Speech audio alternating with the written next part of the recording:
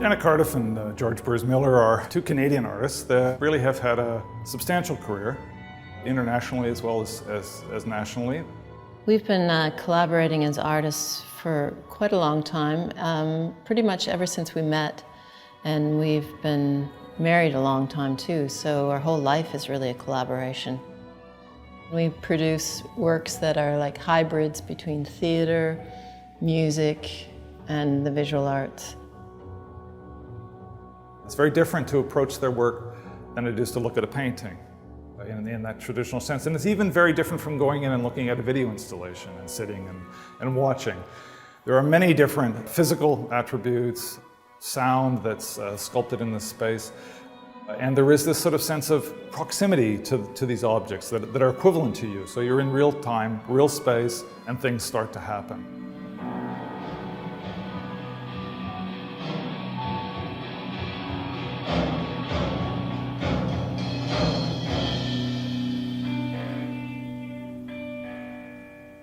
Kitty Scott, my colleague on this exhibition and the curator at the Art Gallery of Ontario, came up with this idea of Lost in the Memory Palace as a way to think about the exhibition. This sort of sense of memories, that evocation of something that's pulled, extracted out of a past is something that's really fundamental to their work.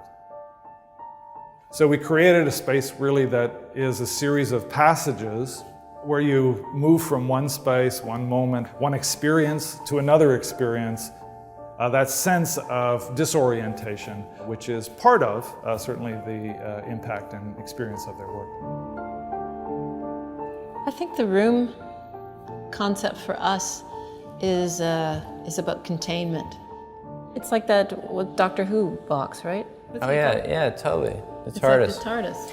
So like the TARDIS contains so much more than it actually can contain, and that's hopefully what our work is like. That it's just this small room, but it contains a whole world inside of it.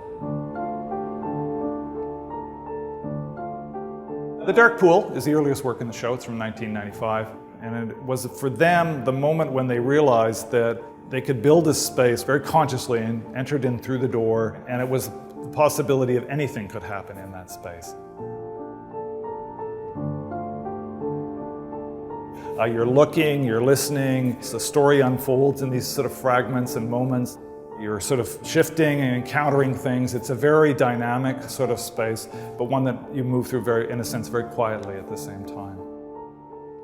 As a starting point for a body of work, it is an extraordinary moment, and it really sets the stage for what's to come.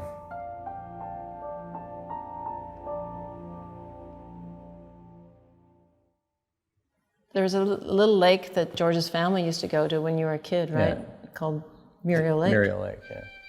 So we went there and we took our camera gear. And we love the idea of transporting people into this theater, which we made a hyper-perspective model, so it creates this illusion of space. And we wanted it binaural because binaural means basically listening with two ears, but it creates a three-dimensional picture for you.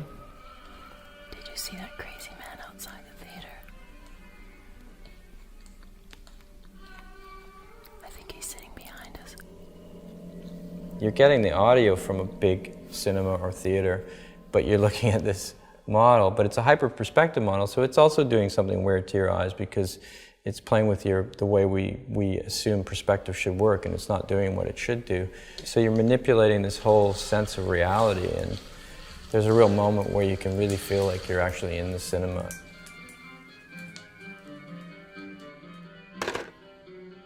There was a carousel of slides that George's grandfather had taken, and we thought, oh, we somehow can work with this.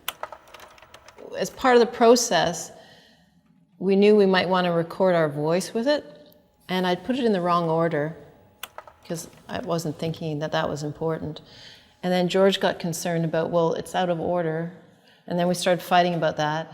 And the conversation in Road Trip is basically that conversation. Well, do you want to reorder them right now? I guess so. It's a lot of work. Just, yeah, go back. It's a story of George's grandfather, but it's also the story of Janet and George's collaboration. We always like that there's a component of our work that is us, that's real. Yeah, things happen, and then they end up in the work or they don't. Sometimes I mean, we take a lot out, we peel away, but then sometimes, yeah, we go totally Baroque. Opera for a small room is, I think, maybe lies at the center of their practice.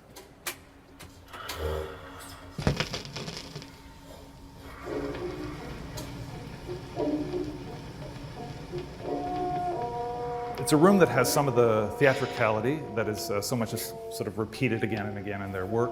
You stand at the front of it if you want, or perhaps you go around to the side and peek in. And you look into this space that is filled with record players and records. And occasionally you see the shadow that flits across the room as if that person was still present. You hear his voice, story is told.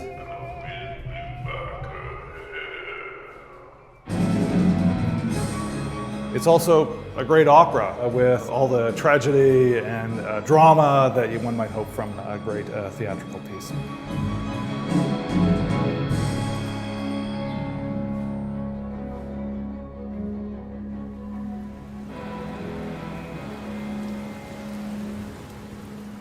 Storm Room's a different piece, actually, for Janet and George. It's one that I've always liked.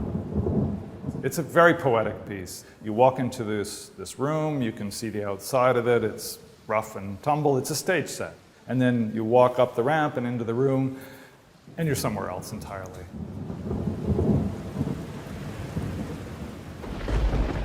It's this beauty of watching a storm come up and it gets darker. I love the idea that you can fabricate it with, lights and water and illusion. And people are aware that it's illusion, but it still affects them.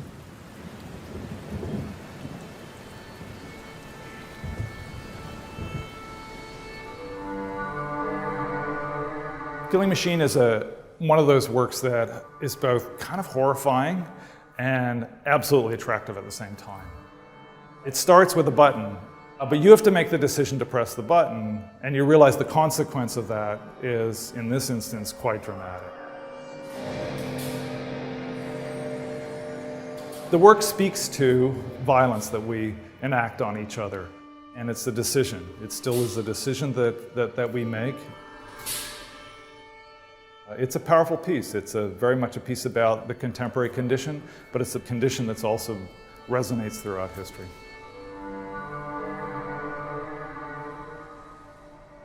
The work F-sharp minor was one that was produced for the exhibition.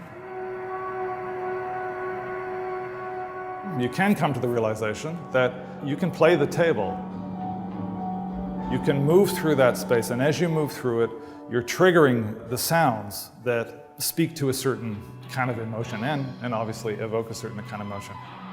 It can be incredibly cacophonous in that space, or you can, if the room is quiet or if people have stepped back, you can really play in that room and I think compose both as you move physically but also orally.